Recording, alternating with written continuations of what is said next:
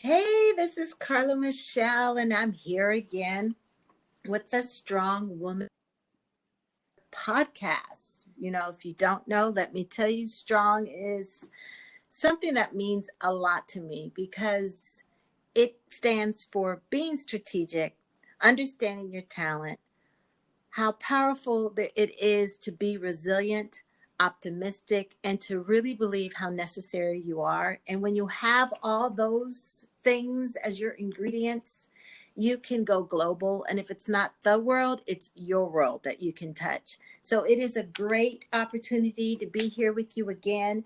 Remember, if you're interested, I do have a private Facebook group. It's the Strong Women's Network private face group. And I would love to have you join me. So send me a little message and I would love to see you there. All right. I'm on Facebook at Carla Michelle and Instagram at Miss Carla Michelle. That's at MSCARLA And guess what, ladies and gentlemen, I have a guest today and we're going to talk about sex. Oh, yes.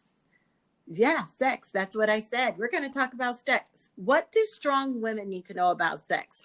I don't know, but we're about to find out.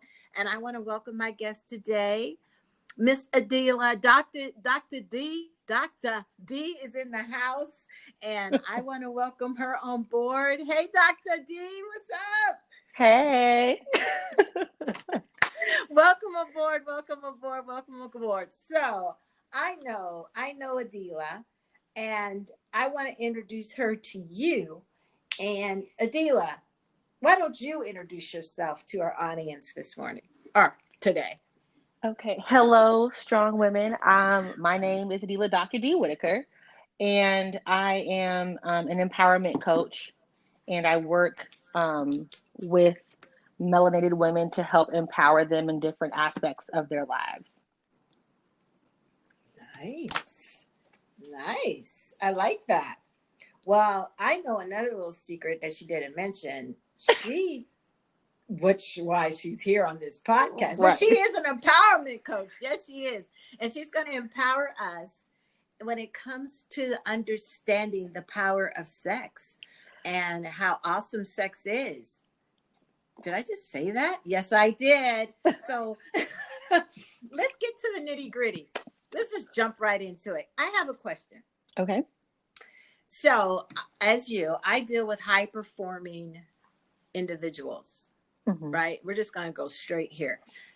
What would you tell the woman who's the CEO, who's the founder, or she's starting her own thing, or possibly the mother, a stay-at-home mom, but has the kids are her, her business entity yet? And when it comes to having relations, as the old folks says, having relations, and it's hard for them to let go of that armor, that masculine armor that we tend to put on when we show up in the boardroom or the classroom or wherever we're showing up, the house or the bedroom. How do we show up, or what can you suggest for those who are showing up and having a hard time shifting from being the boss to whatever we need to be in the bedroom? Right. Help us out. So, in intimate spaces, I think oftentimes it's traditional for the woman to be more vulnerable and more susceptible to the man taking a level of, dominance and being the high performer in those spaces. And for powerful women who are, making trailblazing in their roles or CEOs and business owners, it might be difficult to have that level of vulnerability because there's not a lot of space for it in the professional realm. And so how do we then translate that to our intimate relationships? But I would just encourage those women to, one, have that type of conversation with their partner, that if that's something that they're having a difficult time with, is having that shift, is being able to verbalize, this is not comfortable for me. I'm going to need some support in being able to make that transition. And I also think what's important is for them to, know their own bodies so that they can advocate for what's beneficial for them in the bedroom, so they can tell their partner, hey, I do like it when you do this, or I don't like it when, I don't like it when you're on top because I can't breathe. How about we hit it from the back? Being able to verbalize those things and say what you need. And that way they can still feel empowered and also allow their partner to feel involved in giving them the pleasure that they're all looking for. I like that. Conversation. So it's about communication, as relationships are really the foundation of communication. I'm thinking about, you said knowing their own bodies, and there are some who are very aware of their bodies due to just they've educated themselves some kind of way and they're very comfortable. What about the ones who are just shy in that area? Do you have any tips for that? Oh yeah, absolutely. And I think that, as we become adults, because as children, you're told sex is bad, don't have sex, don't touch yourself. And so you're shamed, right? You're shamed into exploring your body. And so you get to an age where now it's appropriate and, necessary to have sex because, mainly for procreation. But now you're expected to know all of these things that you were told not to explore when you were, growing up. So I would just encourage people to have time. I encourage my clients to masturbate at least once a week. I know that sounds like a lot, but anything that you want to be proficient at, you practice, right? You go to school to get education. If you want to play sports, you go to practice 2 or 3 times a week. Why not practice being able to give yourself pleasure so that you know what you want to experience and how to advocate for yourself to your partner? You have to know how to love yourself so that you can show other people how to love on you. Gee, I love that. Be proficient. And if you need help with that, you need to practice. And it's like an extracurricular activity that has great returns. Is that what we're saying here? Okay. Absolutely. And I think if you're nervous around your partner, it's because you're not confident in your own sexual presentation. And in order to get comfortable, you have to practice. So, you can masturbate in the shower, in the tub. It doesn't take, a long time. Once you figure out what you need, you'll be able to get yourself, to climax in 2 to 3 minutes if you know what you're doing. And speaking of climax, is that the ultimate goal of sex? Is it? I'm not going to add my 2 cents. Is that the ultimate goal? Well, for some people, I like to think that sex is more of a marathon than a race, right? So we want to enjoy the act more than the finale. But ultimately, especially for our men out there, climax is the ultimate goal. Women, on the other hand, we can have multiple orgasms throughout one session. So it depends on what is best for that particular couple or throuple. Okay. Did you say throuple? I did. I do have a throuple client as well, so I am expanding my horizons when it comes to multiple partners. So let's for those of us listening who don't know what throuple is, can you define that, please? Yeah. So throuple is when you have a romantic relationship that consists of usually 3 individuals, and it can be 2 women and a man, or 2 people who identify, or three people, I guess, who are in a romantic relationship who are coexisting, functioning together. Is the best way that I can describe it. Got it. Well, I hear you, and those thruples out there, Docta Dee is available to discuss because this girl right here, I cannot help you. So I am so glad that I have you here, that you can give them insight and understanding and help them. I'm sure there's some dynamics in there. In fact, I was watching a program and they do talk about throuple. And they talked about there was some interesting dynamics with jealousy and spending more time with one more than the other. So that's a whole nother podcast episode. So, but I'm sure those are the dynamics. And if you're an insecure person, I'm wondering how that works in a throuple.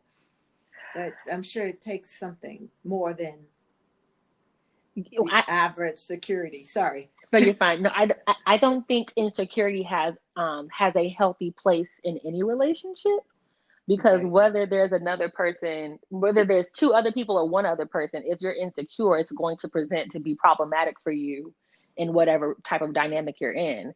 So, but usually if someone's in a throuple, from what I have learned, if someone's in a throuple, it's because, you know, both, all three partners have something to add and they all feel fulfilled in the relationship. And so it's not a thing of I'm with this person and this person only. It's we're a couple. We are all together. So, you know, we all have something different and beneficial that we can contribute to this relationship, and that's what makes us successful. So it's frame of mind. Yes. It's really mindset. Absolutely. So whether it's a throuple or a couple, it's a mindset that you have to carry. So you talked about insecurity. So even in a couple one-on-one relationship, how does insecurity take its toll, do you find, when it comes to sex? Insecurity can take its toll when it comes to sex by either a partner will try to overperform because they will try to anticipate or assume what the other person wants or needs in that moment. And so you could be thinking, okay, I want to make love and be slow and sensual. And your partner's thinking, you know, she's lost all this weight. She's, you know, other men have got to be looking at her. I've got to, fuck her brain. I'm sorry, have her, shit, sorry. Hey, unedited. Go ahead, girl. You know, I've got to like screw her brains out so she knows like I'm the one.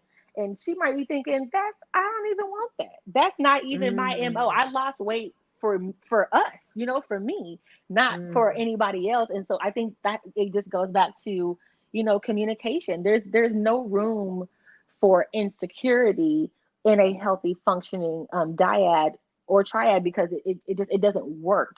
And if I want to have slow sensual sex and you trying to, you know, have sex like jackrabbits, we're both going to be unsatisfied because our rhythm is off and it's not going to be, you know, a great sex session like we want it to be.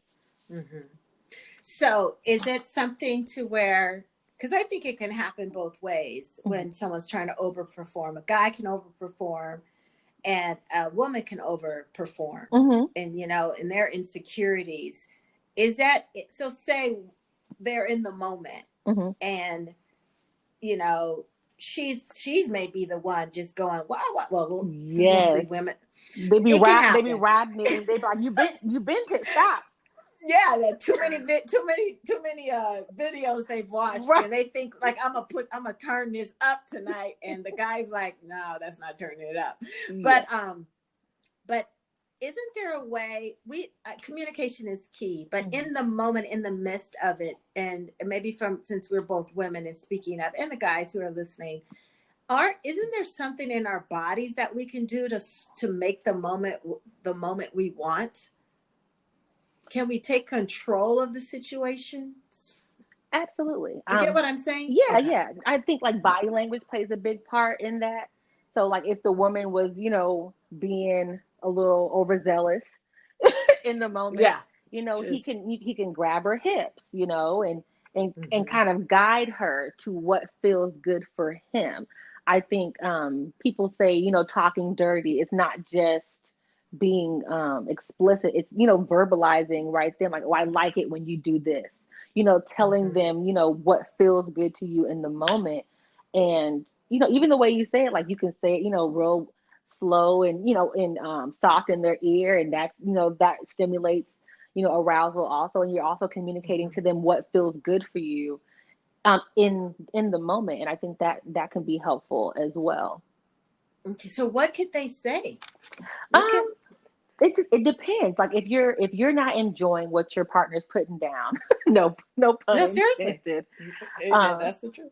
If you're not enjoying it, you can say, you know what? How about we try this position, or let's do this, right? Or how about I get on top, or how about you get on top, or how about, you know, I really enjoy when when I get Okay. orally stimulated. How about we do that? Or, Hmm. or how about we try this together?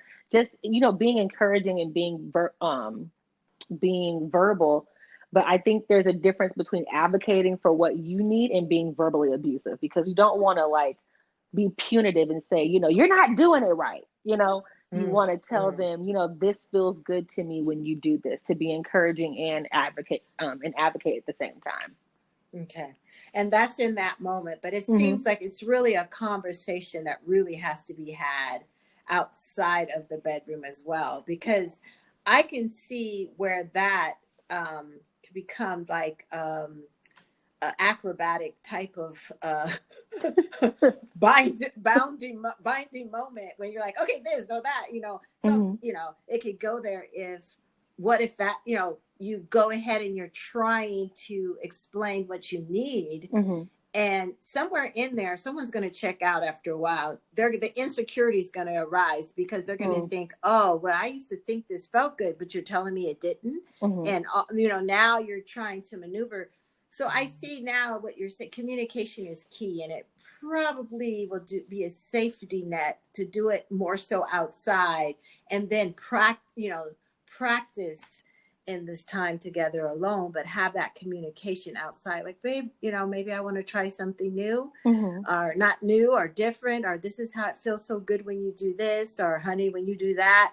So is that something that could be helpful, is what you're saying? Yes. Okay. So for example, right? So you and a partner are having sex. And in the moment, right? Because I don't believe in having sex just because if you're not enjoying it, it needs to stop, right? Because sex is supposed to be Stop. pleasure. Like Stop. it needs to stop immediately. So in the moment, if you're not enjoying something, I think it especially in the moment. Like if you say this is not pleasurable for me, how about we try this? Or like say I'm riding him and Hmm. he doesn't look enthused, which doesn't happen for me, but I'm just saying. Say he doesn't feel enthused. I can say, you like it when I do that? And he said, yeah. Now you can tell the difference between, oh, yeah, that feels good, to, yeah. So Hmm. then you try to turn around, maybe if I ride it from the back, he'll like that. Or you'll say, do you want to get on top? Right? Like, so you can do it in the Yeah. moment.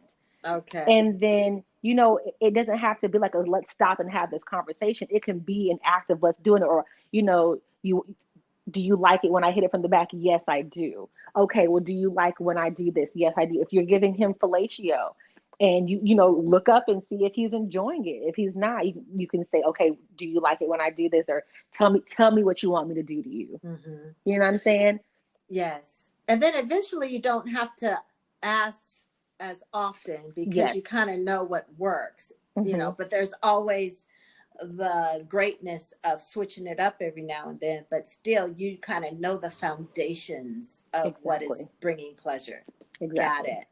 Got it. So what, like you said a little bit of something like stop when it's not, you just shouldn't do it. But Hmm. what happens if, like, we have women who are married, men who are married or in a relationship, and it's just not good. Now, one thing when you're single, you whatever, COVID has happened, so we probably slow down on a lot of that kind of just hooking up. So you can walk away when it's not good. Hmm. But when you're in this, excuse me, when you're in this relationship, in this marriage partnership, and it's just not good and probably never been good, and you never said anything, can you help a woman out, Adeela, Dr. D? Absolutely. So that happens. I think that's where intimacy comes into play, right? Because intimacy does not mean just being intimate. It doesn't just mean sex. Because if the sex isn't good and it's not been good, that means that the relationship is not good. Mm, Because if sex is how we show our love and affection for another before another person. So if we're unable to translate the love that we say that we have for that person into a physical act, I think that is a sign that something else could possibly be array in the relationship. But yeah. if you're in a marriage and you're struggling with being fulfilled sexually, I think that means you need to figure out what it is that you want when it comes to being, being pleasured. I mean, after you had sex with the same person every day for 20 years, maybe y'all got to try something. Maybe y'all need to go buy some toys.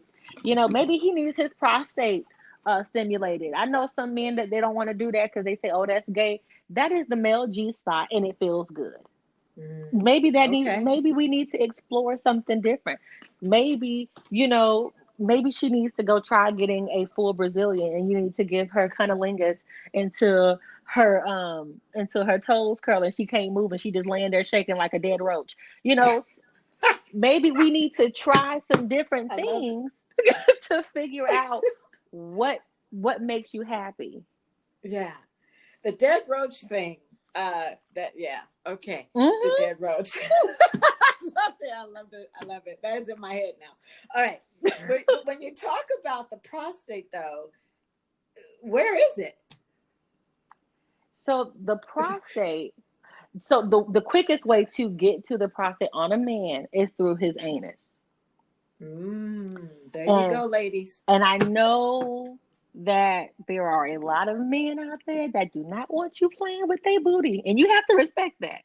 But the Yes, you ones do. that like it for a reason. Mm. It feels to them how it feels to us when we get that that dead roach feeling. Dead roach. Yes. Yes. Yes. Amen. Amen. Okay. And but on a serious note, I mean, I'm laughing because it's just really funny because this is what talking about sex does. It makes you like, oh, but Mm-hmm. it's so necessary. Mm-hmm.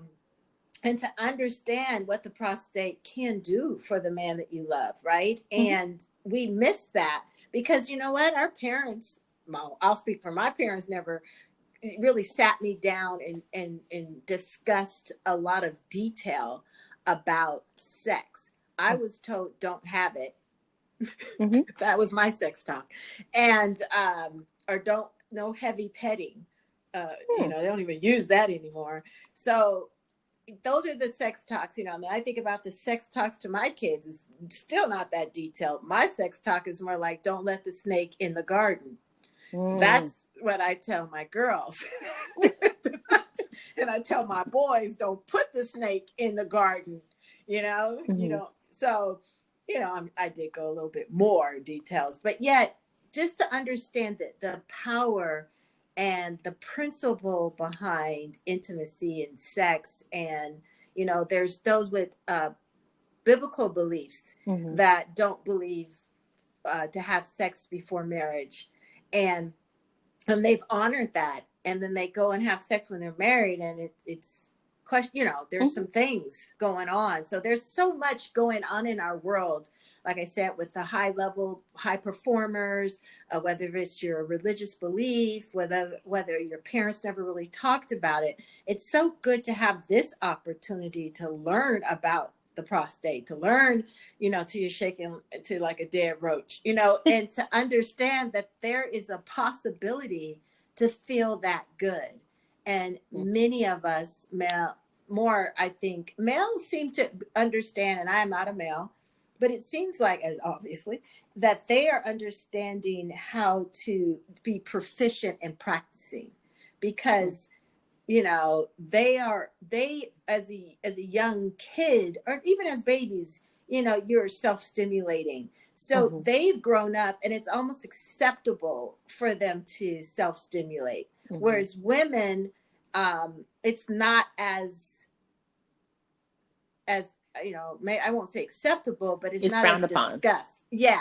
Right. So, and for you to say, that is where, do your homework, learn your body, learn what works for you. That is so key. And it kind of ties into knowing yourself, not just mentally, Mm-hmm. spiritually, and emotionally, but physically knowing yourself and what works. Because when you know what works, you know what doesn't, and you're Mm-hmm. able to communicate that. So I love that prostate. I said all that to say I love that tip, because a lot of people don't know that. And a lot of women probably won't go that route, Mm-hmm. So Absolutely. is there other things that us women should know when it comes to sex, baby? Uh, I I do. Actually want to go back to what you were saying about the sex talk when you're younger, because Okay. I think that is so pivotal in defining our sexual behaviors as adults. And especially because, as boys, they're encouraged, to go out and sow their oats and stuff before they get married.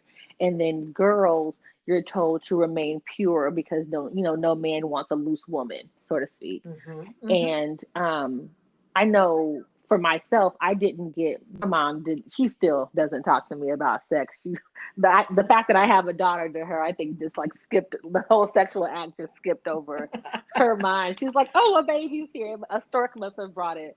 But I like love it. we don't talk about sex. My dad is actually the one who talked to me about sex very early on, and he did so because my older two sisters got pregnant very early, and he did not want that same thing for his younger two daughters. And so he was the one who was like maybe a little bit too verbal about sex and healthy sex practices to me.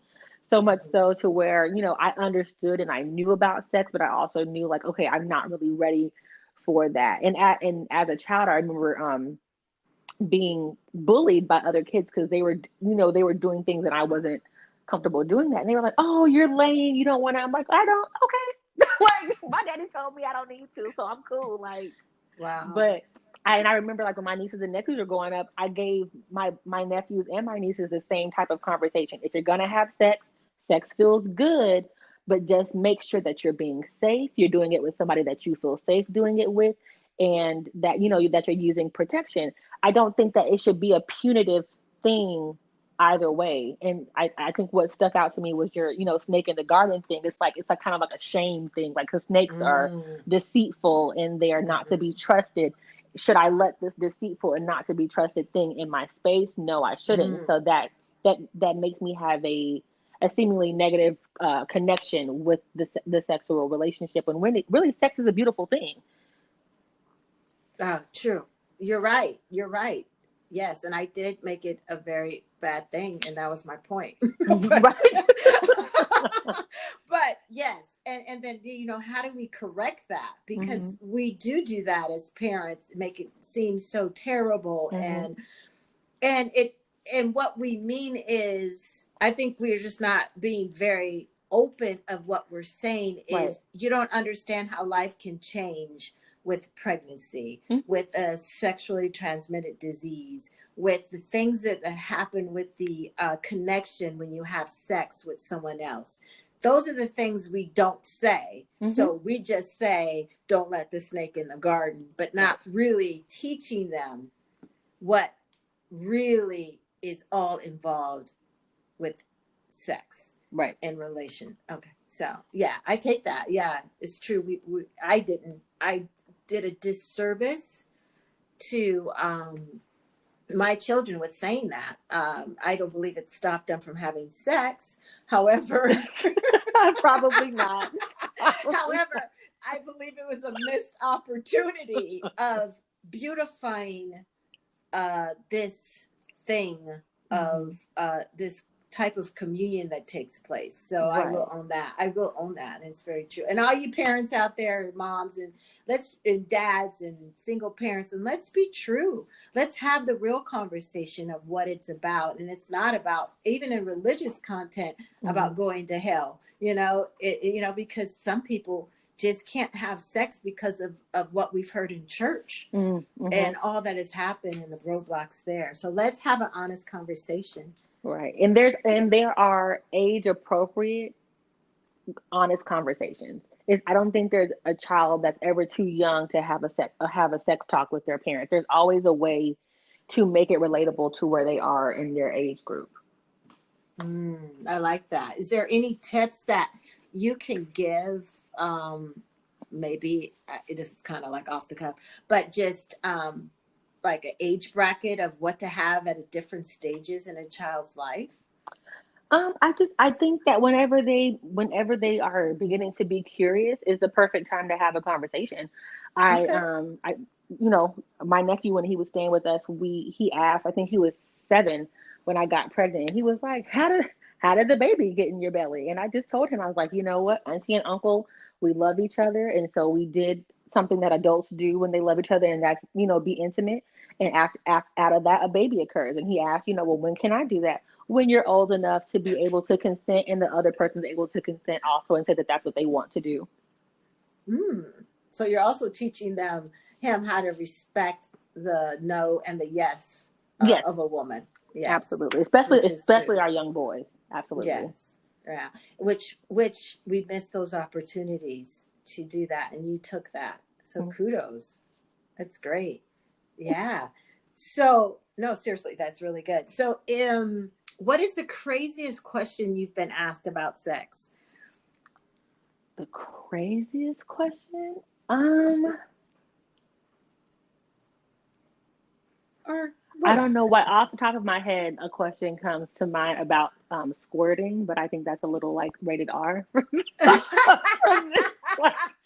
Oh, you know what? And some women have never experienced squirting. So, hey, I'm telling you now, if there's kids listening here with you and you got this thing blasted in your house, well, I'm happy you're listening. But one, you put your earphones on. Okay, let's go there. And if you need to stop this, who's ever listening, I understand. But we're going to go there. Talk to me about squirting. I've had women ask me so many questions about it.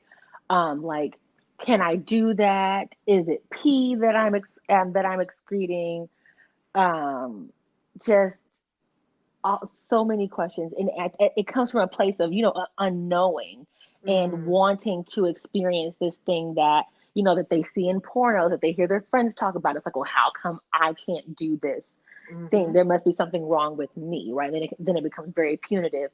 But I think I love this question so much because it gives me an opportunity to do some self-exploration and empower this woman to have this really freeing experience during sex. And so what I've been asked is, how do I get to do that and have the juices come out? And I'm like, well, what you can do. I love it. I think most of it is like, it's a mindset thing. Because I think a lot of us feel the moment coming, but we stop ourselves because oftentimes it's been described as feeling like you have to pee, right? And so no one wants to pee on themselves or on their partner when they're having sex. So like, what's our innate reaction when we have to pee? We hold it. Yeah. So we tighten up and you say, oh, hold on. And then some people will even stop in the middle of sex altogether and go pee. Yeah. And I'm like, it's not pee. You're about to ejaculate, and that it feels similar because it comes from the urethra. When you come, it does come from the urethra. It does have some similar components to urine, but it's not urine, and it actually smells and tastes sweet as compared to pee. Sweet. I don't know. Okay. Yes, I don't know if anyone's ever tasted like the ejaculate, but it from a female, but it is very sweet and sweet tasting and smelling. Yeah. So it's very different. Okay.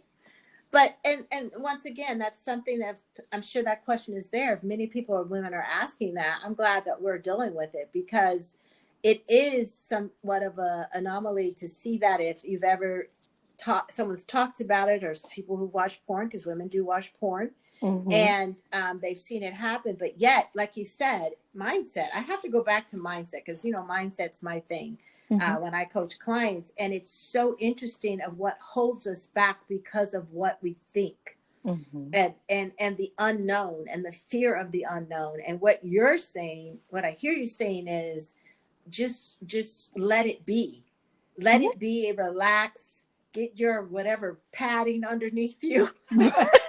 Or him, and enjoy that moment. If you don't want to mess up your sheets or your mattress or whatever, clothes, I don't know what's going on, but it is a place of freedom that you're looking to have in that moment, and not to lock yourself up from even getting to where you want to go, whether it's in life or the bedroom.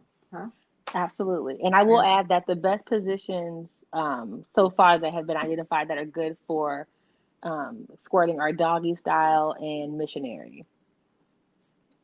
Not on doggy style and missionary, not on top. You got to add on top. Sorry. Yep. Well, let's add that one to the list. Okay, thank you. I'm just trying to help you. Let's add it on to the list then. Thank you very much. So, yes. So, but hey, and it's also cool to find out. I mean, like she listed two, I added one, but it's also good to find out what works for you. Mm-hmm. That person as an individual, because someone who doesn't particularly care for doggy style may like, oh man, I got to do doggy style to right. squirt, and no. So there's things that like I'm kind of taking over for you. There's things that you absolutely. can experience that you need to discover, but when it's happening, just enjoy it and let it go. Yes. Is the end result of that. Oh my God, we gave some tips and some tricks. I love it. So, when I talk about strong, I've said it earlier, strategic, talented, resilient, optimistic, and necessary, and then going global with what you have. Talking about sex is so necessary. Mm-hmm.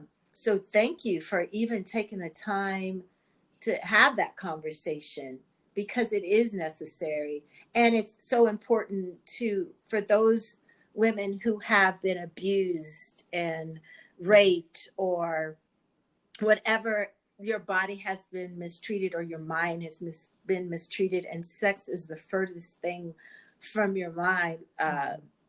We both encourage you to seek assistance in that, but I also encourage you to talk to Dr. Dee and see if there's some things that can be explored to break you out of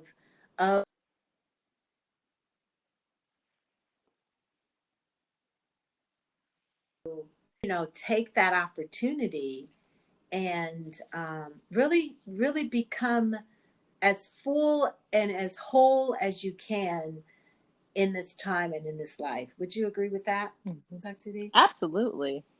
Is there anything That you want is to add to that?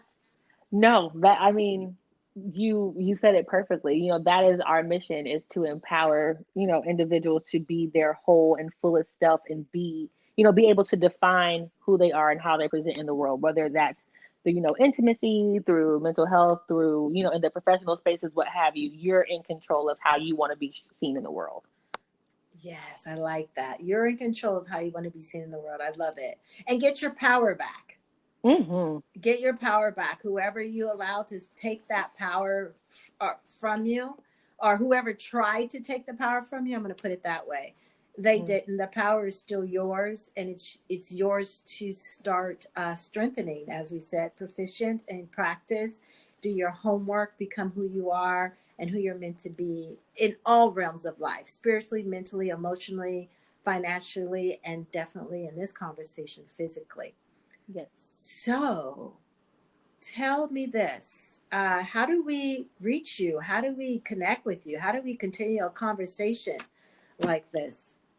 Absolutely. So I am on Facebook and Instagram at Docta Dee, Docta, Docta Dee effect with an A, and D is Dee with two E's. And I'm on Instagram and Facebook at Docta Dee effect, and I'm on LinkedIn under Adeela Docta Dee Whittaker. And I'm also on my website, thedoctadeeffect.org. So that is where you can find me day in and day out. Love it. Love it. So, ladies and gentlemen, reach out to Dr. D. And it's just an opportunity. I love collaborating with colleagues who are doing things outside of the box. And is sex outside the box? It shouldn't be. But yet, I'm sure during this conversation, you got a little uncomfortable, or you started like turning it up so you can hear about all the stuff we were talking about. But whatever it is, you're doing something great, Adeela, and we need more of it. So keep going. Please keep affecting the world as you are. And like I said, if it's not the world, your world, and you really are making a difference. Thank You you. are. Thank you, Carla. I appreciate that. Thank you so much for having me on. This has been super fun, and I hope that, the information that I was able to share was impactful for somebody. Oh, it is. It will be. I have one question before we close. Okay. And this is what, if this was the last thing you could say to us and say your mouth was sewn shut, what would you tell the world about life, you, anything you want to say? Give us some wisdom. If I could leave you with anything, I would say that you get to define who you are, not the world. So own who you are, stand in your purpose, let your inner light shine, and be your truest self so that you can be your happiest self. Love it. Yes, yes, yes, yes, yes. Well, ladies and gentlemen, that was Adeela, Docta Dee Whittaker, and I am so happy to have this opportunity. Once again, subscribe to the, what is this called? The Strong Woman's Network podcast. Excuse me. Subscribe, share it with a friend, and I thank you for joining us and keep staying tuned. All right, Adeela, have a great one, and we'll talk soon, okay? Thank you so much, Paula. You have a good one too. Bye bye. You too. Bye bye, everyone.